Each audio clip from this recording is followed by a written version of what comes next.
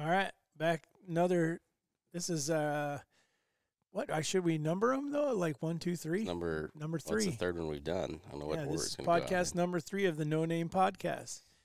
I'm your host, David Holder, with Warren and Easton Holder here as well, co-hosting. And don't even start.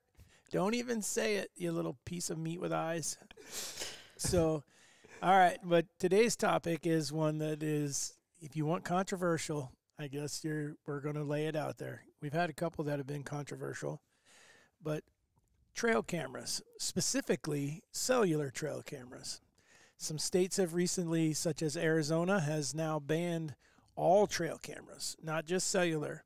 There's several states now that have banned them on public areas or during off-season. And so there's different restrictions. I could go through the whole list, and, I mean, there's some others that have other laws around them. But what are our thoughts on these trail cameras, and specifically on cellular trail cameras?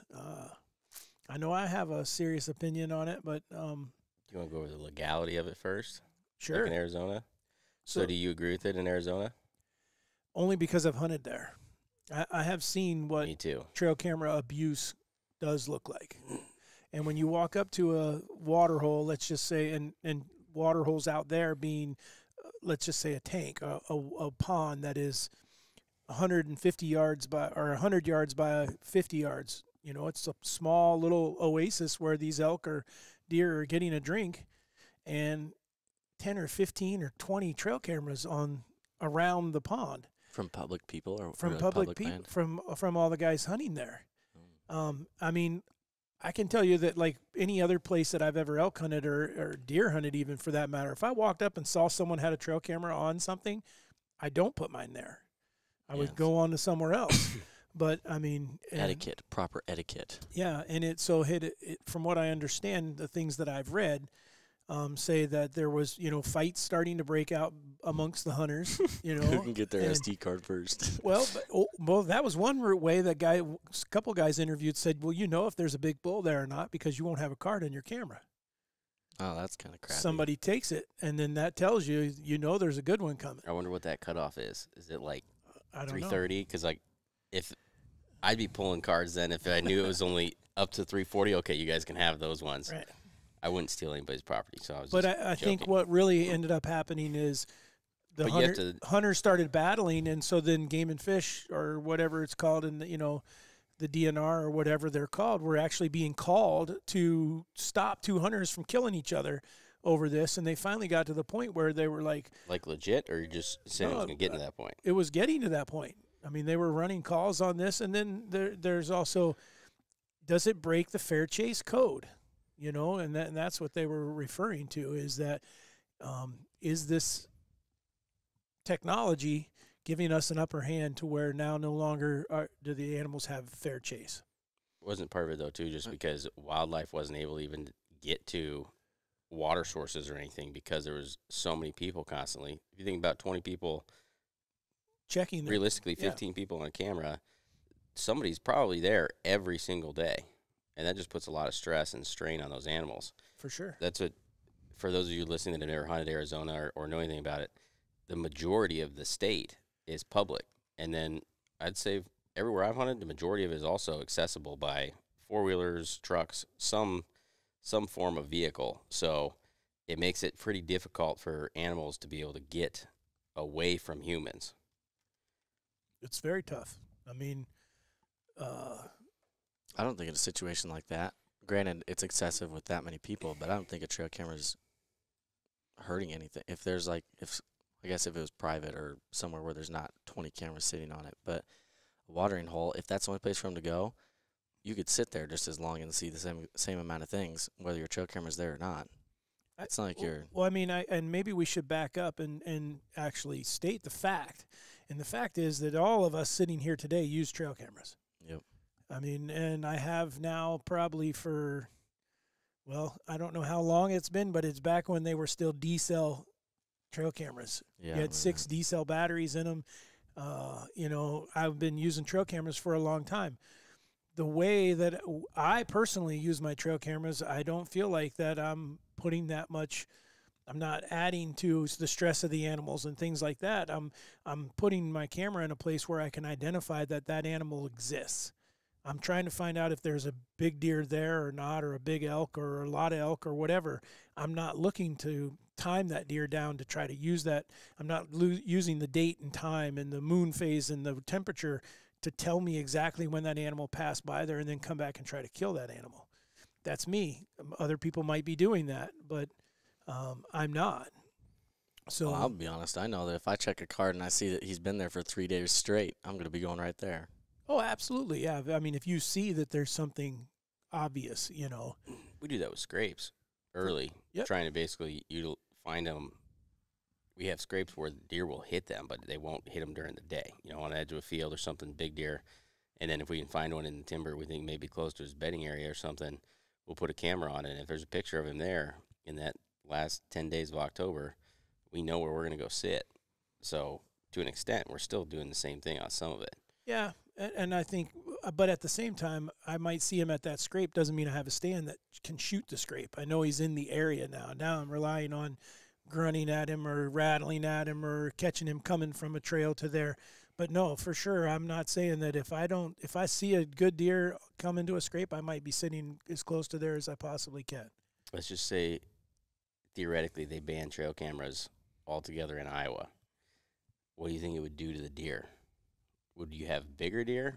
Would you have smaller deer? Would people kill less deer? Would they kill more deer? I don't think it'd do anything. I think you'd see more of your. Think you'd see more of your 2 and 3 year olds, 3 and 4 year olds getting shot, because you wouldn't be able to confirm the age of them anymore. And now you'd have a that giant 3-year-old that grows to 160, 170 or whatever, and you have no way to look back on it. Right, and you can't be sure that he's only 3 or 4. Or people would have to get really good at aging animals from their body size, period. Which is extremely difficult. But I could see, too, where you may get some bigger deer, because you may have some of those 4 or 5-year-old deer that 3, 4, 5 that never just are a little more elusive, and then nobody's able to use trail cameras to help them pick up what's going on, and they make it. And then they make it again, and they end up in that 192-inch range, $200 200-inch range. I was thinking bucks and 200, and so it went $200. I can see what you're saying, that you'd kill I do too. I can see that. But at the same time, I think that you could possibly have some more get by, you know. I think that the one thing that it would go back to for me, I wouldn't be totally against it, because I remember the days when I didn't hunt with a trail camera. And you sit in a stand and you're like on pins and needles thinking, what am I going to see today? Yeah, that's true. I have no idea. And especially living here in Iowa, knowing that the potential to see a world record class animal is there. And man, this is going to be fun. I know there's got, especially because you still you'd be driving the roads and looking, doing your glassing. You'd be putting, whatever. You might be sitting somewhere having to actually physically do some more scouting. The reason I disagree with you now and think about it is that where I hunt, quite a few other people hunt it too, and I've never once seen a trail camera there or anything, and there's no guarantee that a deer that I have on camera this year is going to survive to next year, because a lot of them get killed anyways. I mean, I get some that live, but I don't think they aren't using trail cameras to kill them. Yeah, I don't think you have to at all. I think sometimes the best hunt that I've had ever, we had no cameras. That's it with Alyssa. I sat with Alyssa one day and saw 5 or 6 different, 6 bucks, all over 150. We had no cameras there, and I placed that stand just strictly off of how I felt about it. And sometimes I think if we hunted a little bit more based off how you feel about stuff, you may find yourself in a spot that's better. We had that one camera at Gobbler that if you sat there, you would see just a ridiculous amount of deer. A camera, you would never go sit there if you base it off the camera. You're like, there's a deer here or there every other day or something like that, but there's not any point in me sitting there. If you look at it, it looks like this would be a good spot. And then you go sit there, and there's just gobs of deer. They just don't walk right by the trail camera. Well, I mean, I think that goes to the two of you. I think we mentioned in another podcast talking about the day you killed the big deer, the first good deer you killed at the house. It had nothing to do with trail cameras. You guys were sitting in a stand and saw all those deer go by. And I can say there's a lot of times, too, I'll go sit in a stand. I haven't seen anything on a trail camera because I'm not worried about it. I know that that deer exists, or I know that there is someone out there that could come by just because my trail camera is not getting them. Because I can't tell you how many times I have been sitting where I could see a trail camera and I see a deer, and then when I pull the card out of the camera and go back to the house, you didn't have a picture of him. It definitely plays on your head, though, when you got pictures of a deer. Oh, yeah. That you're after, or a big one near where you're sitting. It definitely, you have that underlying feeling of he's here. You know, you'll sit a little bit longer. You might sit a little more quietly. You won't go to McDonald's at 10:30. You know, I don't know who would ever do that. I don't know either. You can't blame a 14-year-old kid for wanting McDonald's in the middle of the day. Okay, but I mean, we're talking about trail cameras, and I think we've talked about trail camera use some, whether you're using it on video, whether you're using it, I've kind of like, it's become like a new hobby for me with putting them on video, and because the quality of the trail cameras has like crazy good, the audio on it. I would say that here's something I never expected to come from a trail camera, and that is that I've archived a few videos now that someone could actually learn how to turkey call, listening, because they're walking by the camera and just yelping and things and we don't get it on film a lot of times, and now someone could sit and play that audio back and learn how to make a turkey call. That's true. So there's some benefits to it, but what about cell cams? But cellular is where I think it changes the game, and also I'll be the first one to admit I've used some of them. I'm not a big fan, and one of the things that they're in is they don't work in a lot of places where I want to put trail cameras. A lot of the areas where we are, I don't get good service, so therefore I can't put a trail camera or a cellular trail camera. And then what I found was, and now I think maybe I will change my tune later on. Maybe I won't, because I kind of have I just don't want that all the time information.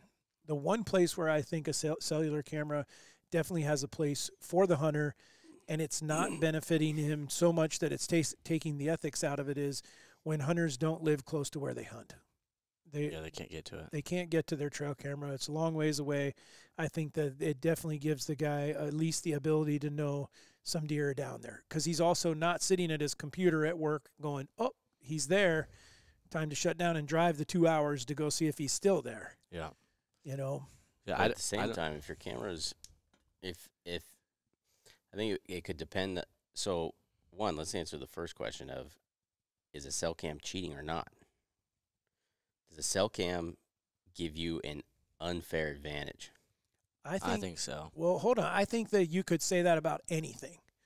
Okay? Hunting, I mean, bow hunting, should bow hunters get extra time?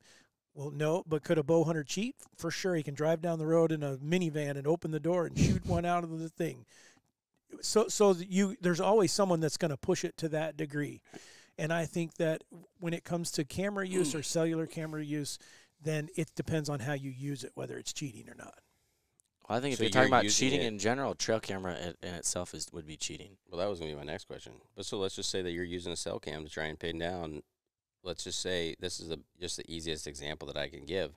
You have a scrape that's right next to a bedding area, and you get a picture of a deer that you want to shoot at 9 a.m. at that scrape.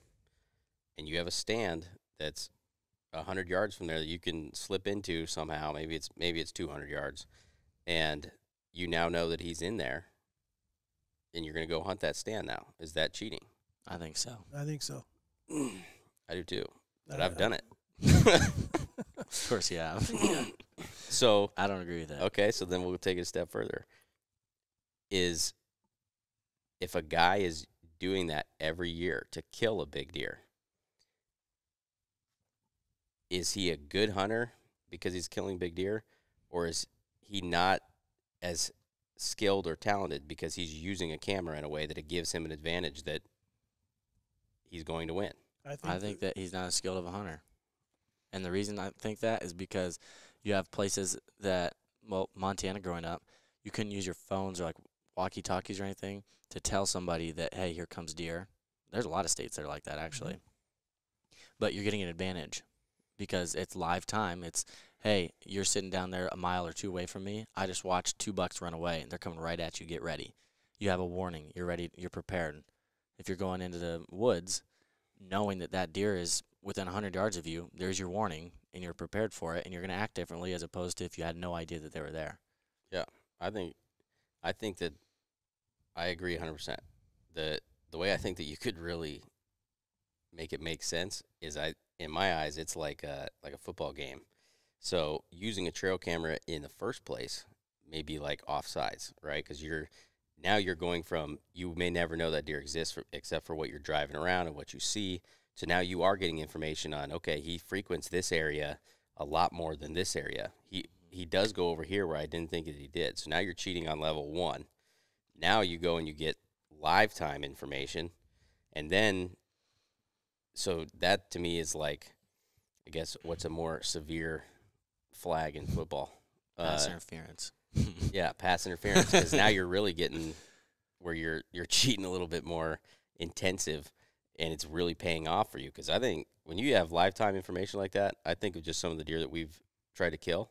We would kill bullwinkle a year earlier because I'd have known the days that he was in that bottom, and I would have known for a fact that he was in there based on that time. So take your question and go one step farther.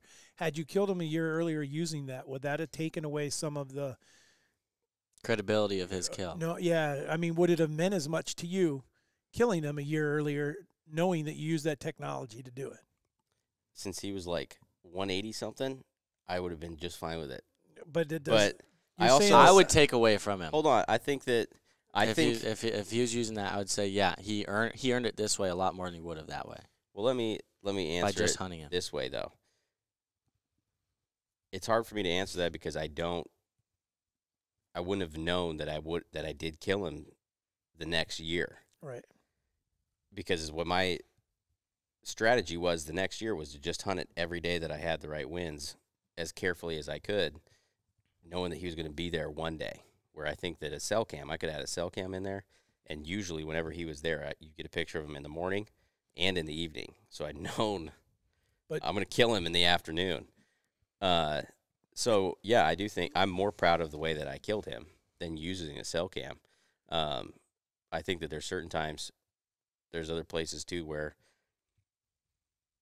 the biggest one I can think of off the top of my head is just those deep bedding areas where you don't want to go check them.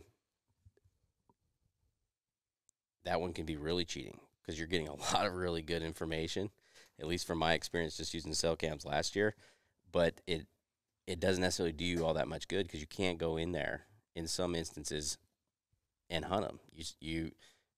A lot of those places you'd be going in way too far, at least but at that time. Just knowing where an animal is at is a huge advantage. It's a giant advantage, and it's live time. I mean, for sure, without a doubt that. Well, I mean, and here's the thing, and we open this can of worms on ourselves.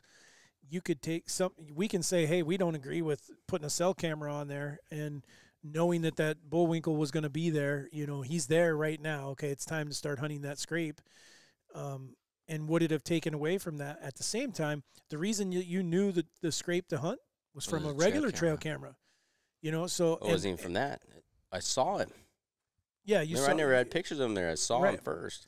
But how many times did you miss him? Probably a lot. Well, you did because you kept getting trail camera pictures of him, and you weren't in there because you had to check it every couple days. But that's because you didn't have any real time information. Everything. Even when you did figure out where he was, what he was doing, it was a year too late, or it was a few days too late. It was a week away from when he was hitting that scrape often, so you had to wait an entire year. Well, and I did try to hunt it, but the wind didn't cooperate. Right. So I think that it's one of those debates where do you stop? Where do you start? Where do you go? It's in ours is not that we can't say we're right. There's no right or wrong answer. We can say this is our opinion, but it's not. There's definitely someone out there that's going to say, you know, you guys are running a whole bunch of trail cameras, because we do. We got different places that we hunt. Well, then you're getting information that you didn't get 30 years ago. 30 years ago, a guy wouldn't have known. Which we're not arguing that. Right. I think it would be naive to say, I think the real question of what that comes to is it ethical or not, or should you do it or not? I think it'd be really, really hard to argue that getting live time information on animals in the woods doesn't give you an advantage. I don't know that really even is something that you could argue. I mean, how does that not? It definitely does. How can you say, well, the fact that I know exactly where that deer is at exact time doesn't give me any advantage? So I don't know that that's even really a question. You have an advantage. The question is whether you should be able to do that or not. That's what the real question is, I think. So the one thing is, too, a lot of these cameras now offer different times to get your photos back. And so someone using a cellular camera and using it in the context that we're talking about of not wanting to go into a area and to disturb it, or it's too far away for you to go there very often. Well, if that's the case and you're only gathering your photos once a day or twice a day or something like that, then you're not necessarily getting real-time photos. You're using it for the exact same reason that someone's using a regular trail camera at that point. Yeah. You know, so I'd say the majority of people that are getting a cell cam, though, are not using it in that way. They're getting 97%. They're getting their photos as fast as they can. Yep. Yeah. See, and I those cellular cameras that I have run, I didn't, because I didn't want that.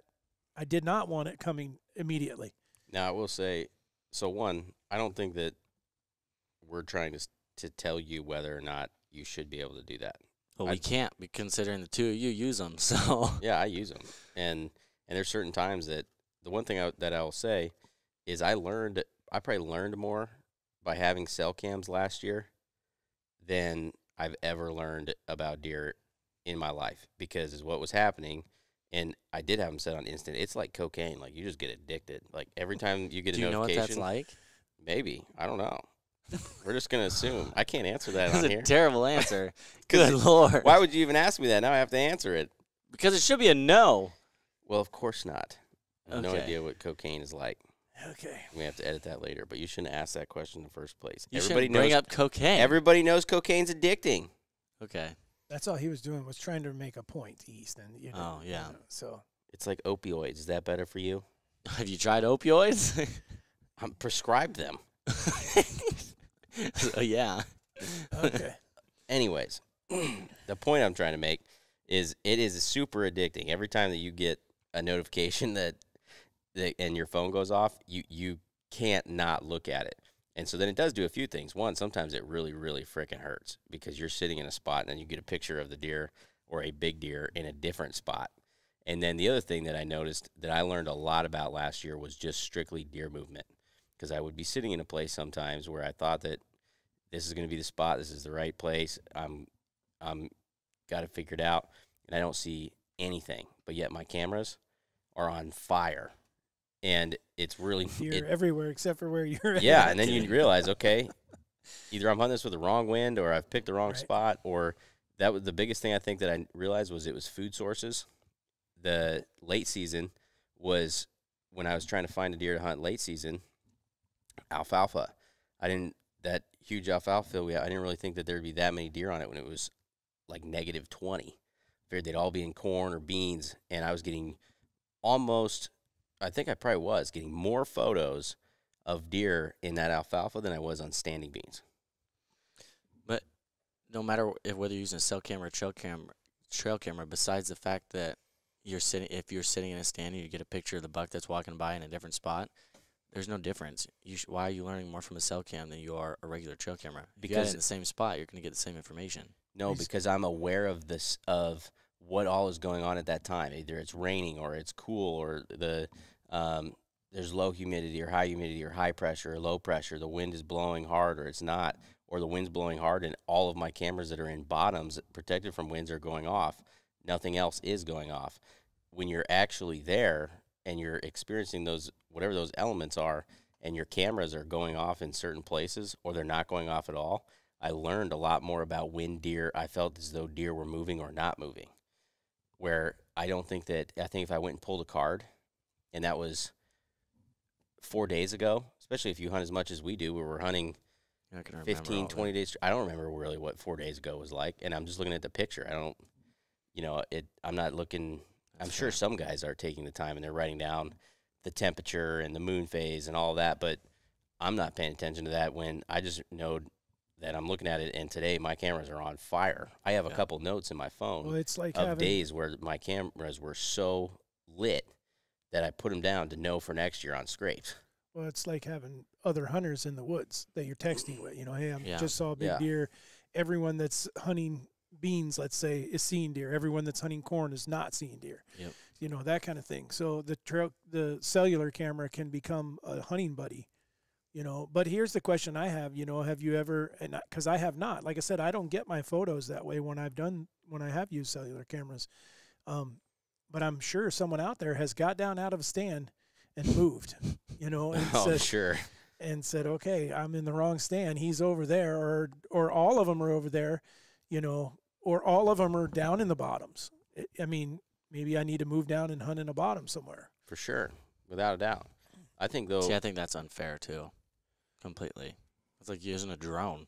Fly it around until you find them, and then but at the same time, maybe if you were sitting in the stand, let's just say in the morning and it's super windy, you don't see anything, do you think you may have had the thought process later in that morning that I'm not seeing anything up here, maybe all the deer are out down in the bottoms trying to protect themselves, so I need to be closer to the bottom or something for the afternoon or somewhere that's shielded from the wind?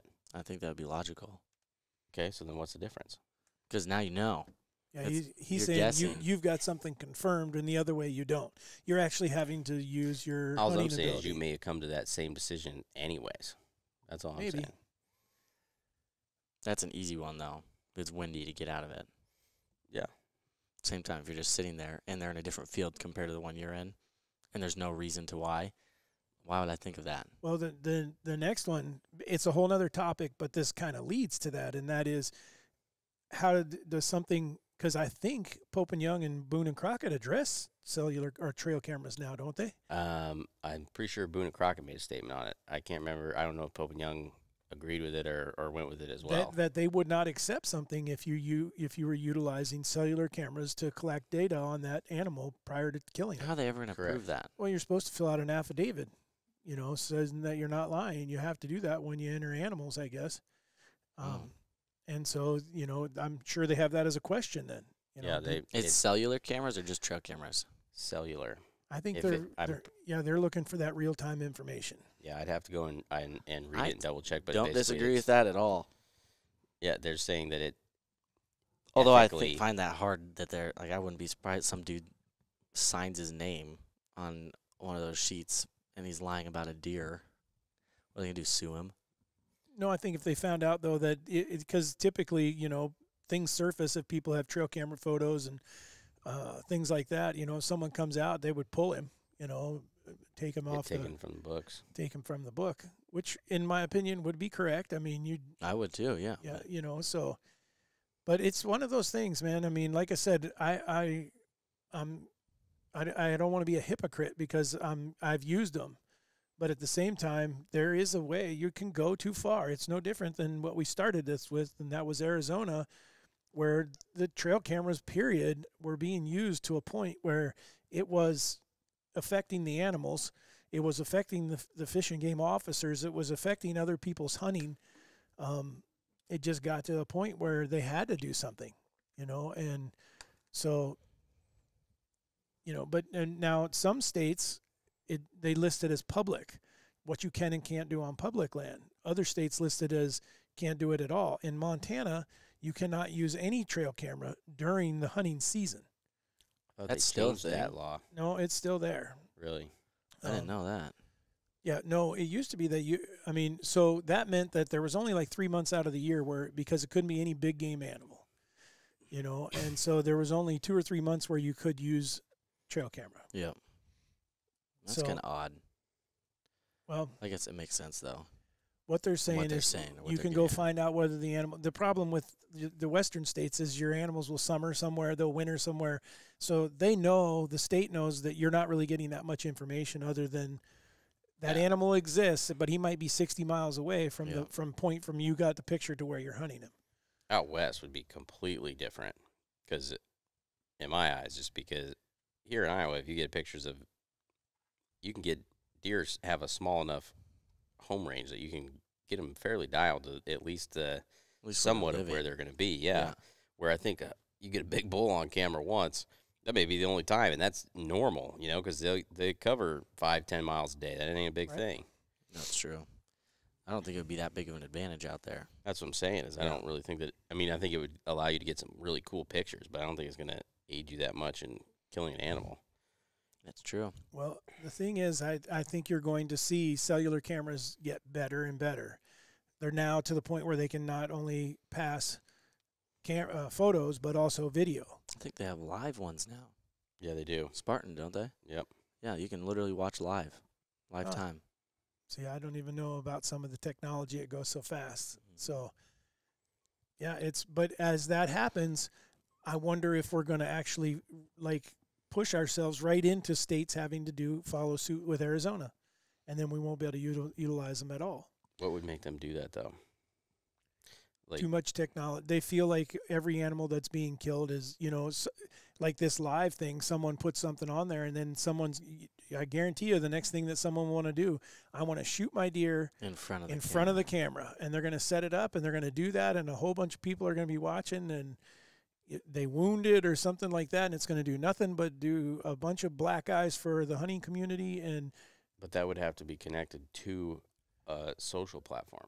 So I don't know if it does that or not. Go live to your phone, but that would. I have no idea. You guys. But at the same time, too, you have to argue this point.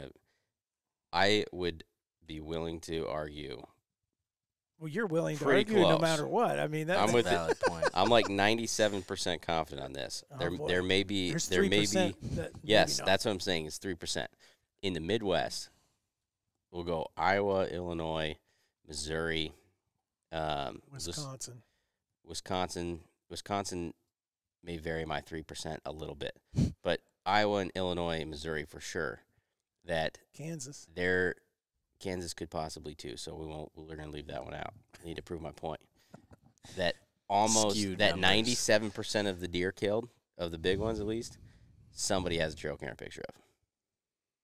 Oh, I would think that. Why is Kansas not involved in that? Yeah, I would think Or that. Because Kansas has some big enough stretches of ground that's all private or something else that you may have deer that are never leaving that property. That deer they killed, I think, 2 years ago, that like cactus-looking thing that had just tons of points everywhere, I don't think they had trail camera pictures of that deer. I don't know that. For some reason, I feel like I had read that. But my point is, so that means that there's almost already no deer on the face of the earth in the Midwest that isn't getting his picture taken from somebody. Yeah, and I definitely don't have an issue with deer getting their picture taken. It's just the live information. Yeah, To be it's honest, the live. I bet I have quite a few deer that I don't have pictures of. But does somebody else have a picture of them? I wouldn't think so in some of those areas. Maybe. I don't know. I mean, Well, you'd I can think, tell but you- at the same time, it's like Every year we end up seeing a deer that we do not have a trail camera photo of. Every single year, and even we some will of your capture a neighbors deer. don't have them sometimes. We will either. capture a deer on film that we can't go back and find a trail camera photo of. And I can think of 2 or 3 from last year. Who? They don't have names because we don't name a deer that I see him one time. But a deer showed up over at one of my rub trees. He's a 9-point with a great big split. Never seen that deer before. Never seen him since. You saw him in person. We didn't. No, I take that back. I got one trail camera photo of him. I didn't see him in person. So we're staying towards my 97%. No, I thought you didn't get a trail camera picture. What of I'm him. saying is that I've seen that happen both ways. A deer show up that we don't see again. Whether we catch him on trail camera or whether we physically see him, either well, that's one. a lot more common, Well, I think, of getting pictures of deer you never see than seeing a deer and never having pictures. He's talking about you just get one picture of it, it's gone, you never see it again, never see Exactly. it on the hoof, nothing. I'm just saying that a deer will show up that's not there all the time. You don't have any intel on him, whether what you time physically period see is him. that usually, though? Usually the rut. Yeah. Or late actually November. in the Midwest, probably also harvest season. Yeah. When they start That- that You have to changes. find a new house. That's Okay, there's a perfect Yeah, example. I know where you're at, right where you're gonna go. And that Here we a go. quadruple main beam buck. Uh-huh. Oh, I The didn't two even of think you, of that. yeah. And I had 3 trail cameras along a corn edge for the entire hunting season. Summer. And I have 2 kids telling me we just saw this freaking crazy thing out in the corn. Oh, it was like an alien. Yeah, and I'm saying, can't be. It absolutely can't exist because I don't have a trail camera photo of it. Not even a blurry photo of it. But East and I were confident because it was like a movie. We absolutely saw that deer. Dan. Christo, come here. Hey. We saw that deer. Sit. We clearly saw that, or we saw the deer him in first. The waterway. Yeah. Yeah, we saw him in the waterway. Him and I looked at each other, and we're both kind of like, did we just see what we thought we saw? Well, you filmed it because you showed it to me. But we have video. The second time. That's what I'm saying is East and I saw him the first time, okay. and we didn't, and we were both like kind of looking at each other like, is that really what we just thought? Was that really what we thought we saw? And then he came back out following a doe or something like that, and I managed to get video of him and everything. And then when was it that they cut the corn there? It was a couple weeks later because we were out of tags. Okay. That's why. And he walked right by our stand, 20 yards away. No, he walked by every camera, daylight out. I mean, but it took them having to cut the corn. Yep. Once they cut the corn, that deer was forced out of where he was living, and he moved into the timber. Once he moved into the timber, okay, now he would have been fair game. At that point, it was already, we'd all filled our tags. I was down there checking trail cameras, and he's on, not on one camera, he's on every camera, and multiple times, day after day, and daylight hours. That's when I was going to try to kill him with my second tag. Right. Well, the guys that hunted the property for gun season ended up killing him. I thought somebody had killed him. But my point is that deer wouldn't have mattered whether you had a cellular camera. He was where you weren't going to find him. Yeah, unless you had a camera in the corn. Yeah, and then you can't do that because then the farmer runs it over, you know, when he comes in and harvests or whatever. Yeah, that's true. That deer would have been worth the cost of one camera. He was cool. He was cool looking for sure. So, but I still don't know if you'd have found him, though, because I don't know what would have concentrated him enough to get him to go right by How the heck are you going to get him to do that? Well, we saw him in that waterway. Oh, yeah, that's true. And there was a pond there. Maybe he would have gone to that pond or something to get a drink. I don't know. But see, now you take that and you say you throw a cellular camera out there in the waterway and not in the farmer's way. Boom, you get a photo of him. He's living out there. Drop a ground blind out there and kill that deer. And we just took technology. So there's a difference between, because there wasn't even cellular cameras the year that you got. I don't think they even existed yet. No.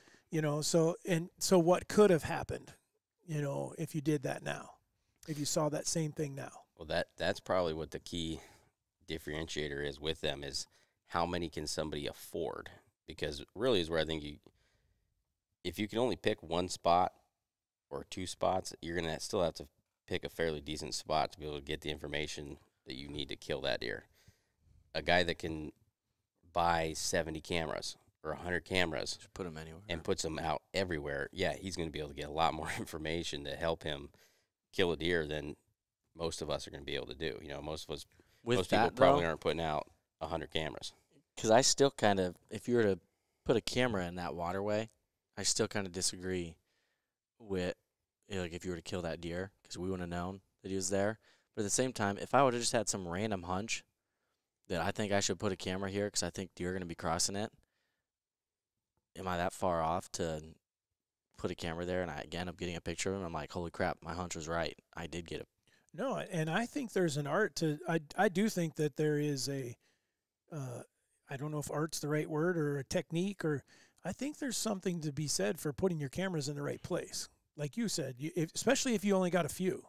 If you only got a couple cameras or one camera, you got to be really good with that camera. Yeah, let's just say you had 200 acres to hunt and you have 2 cell cams. That still isn't necessarily going to do you all that much good. No, even possibly in really good spots. It can definitely benefit you without a doubt, but it may not be about 4 regular cameras on 1,000 acres. That means you just got too much ground to hunt. Yeah, evidently.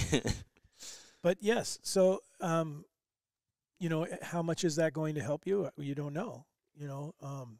But you got to get them in the right spot, and that's where, like, some of the things that we do, we trying to show people about rub trees and scrapes and using glandular scents rather than using urine, and how it's made our picture gathering ability so much better. Well, I think a lot of that comes from experience. So 100%. when you get that gut feeling in that waterway, you probably never would have had that feeling if we hadn't seen that buck that day, and then had that experience of him living solely in that corn until it was harvested. Right, and then the next time you What do you mean, though? I mean that you probably now, if you walked into a cornfield and you see all this sign, you would probably have that hunch that I need to have a camera here somewhere. Because of that experience. Yes, Yeah. or that there could be a deer here that I have no idea that he's actually here for what X, Y, and Z factors. I think that's one thing that I think a lot of people discredit is the amount of deer that you probably have that are within a mile radius that you don't have on camera. Because there is quite a few deer that maybe your neighbor does, but we've seen lots of deer where they'll show up in one spot, but then you have another camera that's a couple hundred yards away and you never get a picture of them.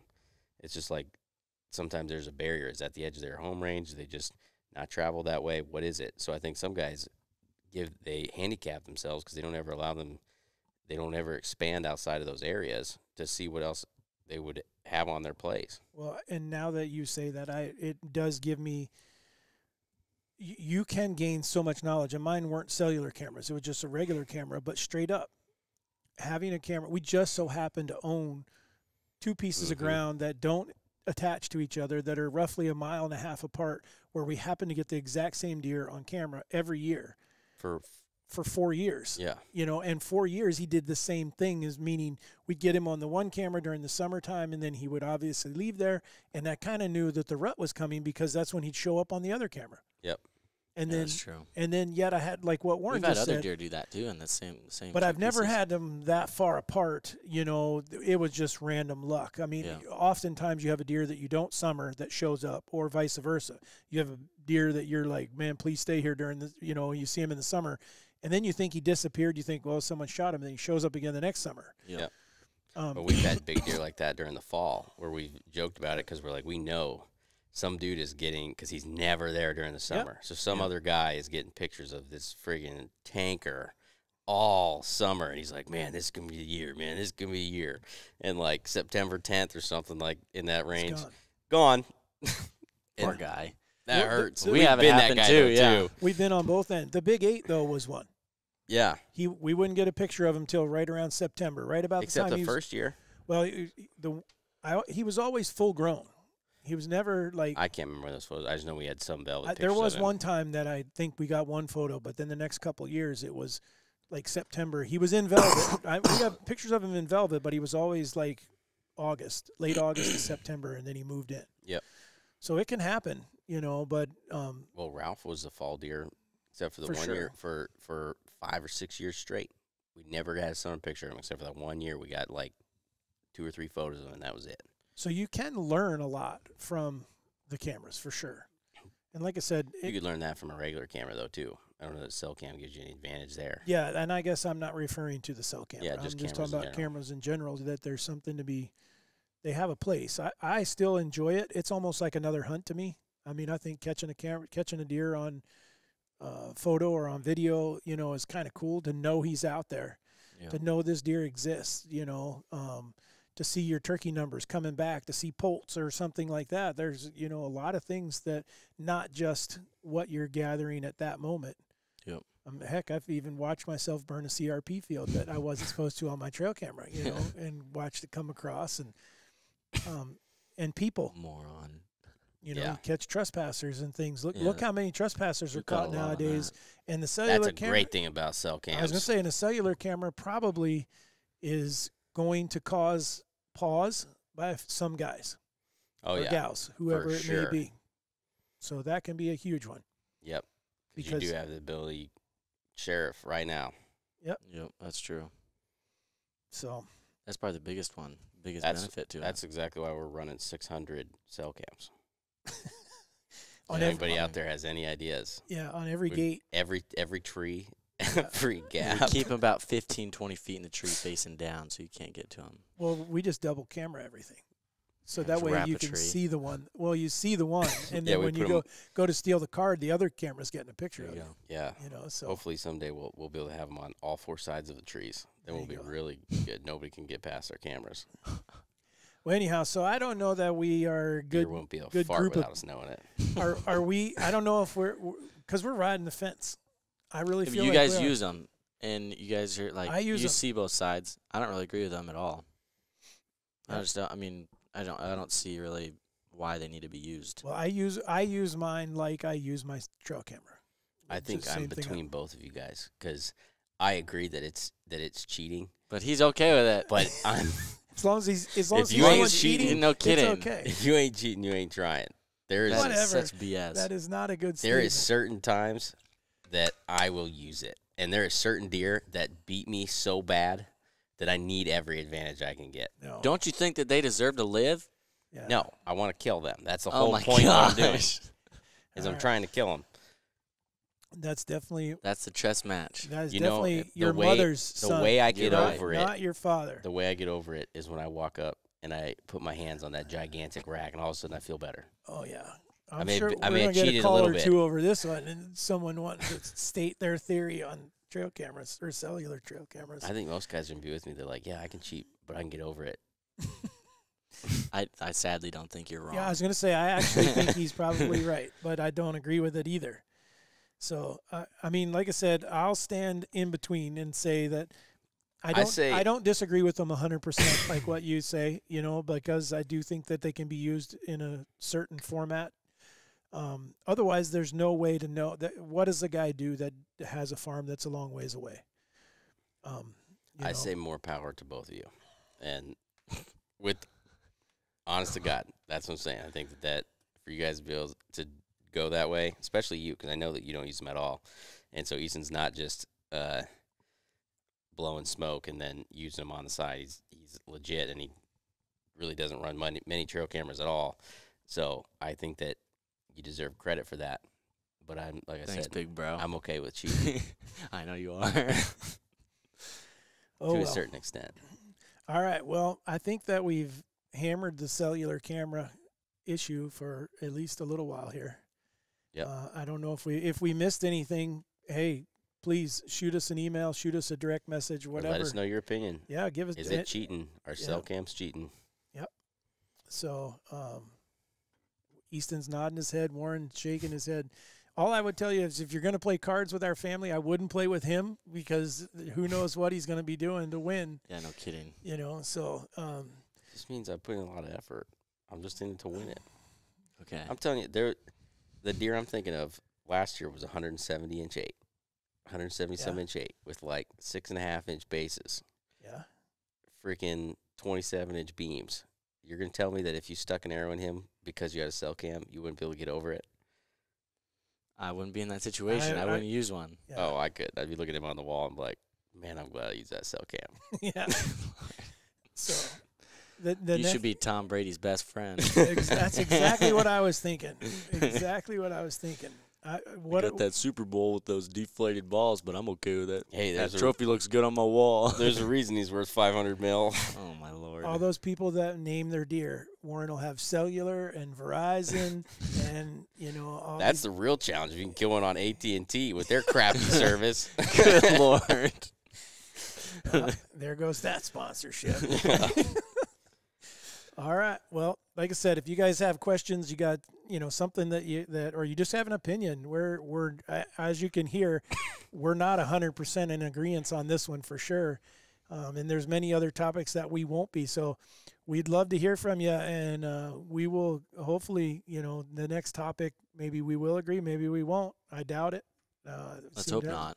Seem to have a different opinion on most of this. So thanks guys for listening, and hopefully that helps. Is there anything that, is there any particular cellular cameras that you guys like better than others? I'm not necessarily talking about types of brand names or anything, but is there ones that do things that people would get out of this that they would, I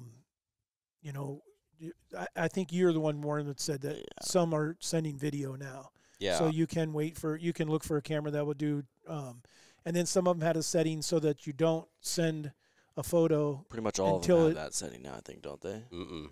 Oh, really? No, I think it's just the stealth cams. Oh, so that's one thing I guess that for you guys that are running cell cams, if you're sometimes in question of why you're not getting as many photos, or one, if you're using a Tactacam cell cam and unless they change it with new models or something, it will only send you one. If you have it on a 3-photo burst, it's only going to send you one of those 3 photos.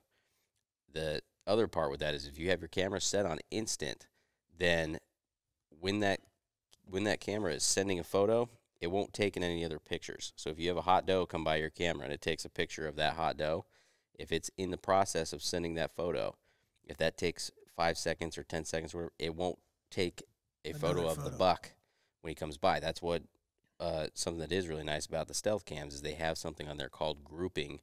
I don't know why they called it that, but they called it grouping. And is what that allows you to do is if the camera senses that there's more motion there, it won't send the photos yet because it captures whatever else is there first, and then it sends the photos. So you may want to consider not running your cameras on instant in certain places if you can avoid it, because you may get more photos. It's good tip for people to understand. Another one that I would tell people that, and this is not for cellular or non-cellular, all trail cameras, is be conscious and try not to point your cameras east or west. You're going to lose pictures in the morning or the evening, depending on which way. Go north and south. Even if it's a northwesterly, sometimes you can't do that, and sometimes it doesn't matter if you're in the trees or whatever. But if the sun's going to be a factor, it can screw up your camera, and you're not going to get photos. All right, well, those are some of the things. Like I said, I just wanted to be able to make sure we passed on some stuff about the cameras that we're talking about. But and then the prices have come down on a lot of them. They're not as expensive as they used to be. So if you're someone that believes that, hey, cellular cameras are what I need, all power to you to go get one. And if there's someone out there that says, hey, I don't want to use cellular, there's non-cellular ones that are really good. They've really come a long ways with the camera quality and the ability in them and things like that. The audio's phenomenal in some of them that we use. So, yep. All right, guys. Well, thanks again, and we will talk to you next time.